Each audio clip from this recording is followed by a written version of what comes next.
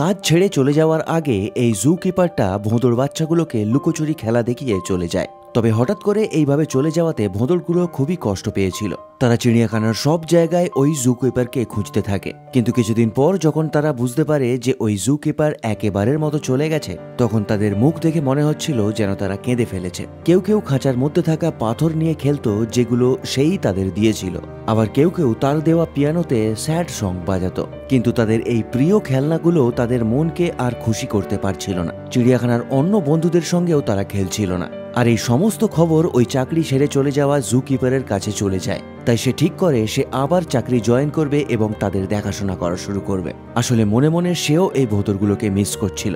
যখন ওই জু কিপার আবার চিড়িয়াখানার মধ্যে আসে, তখন তাকে দেখে ভোঁদড়গুলোর খুশির আর কোনো সীমা ছিল না। তারা কন্টিনিউয়াসলি তার সামনে এসে জাম্প করতে শুরু করে। ভোঁদড়গুলো তাকে এমনভাবে জড়িয়ে ধরে দেখে মনে হচ্ছিল আর তারা একে ছেড়ে যেতে দেবে না। তবে জু কিপারও এটা দেখে খুবই আশ্চর্য হয় যে ভোঁদড়গুলো তাকে এতটা ভালোবাসে। তারপর থেকে সে ওই চিড়িয়াখানায় পার্মানেন্টলি কাজ করা শুরু করে।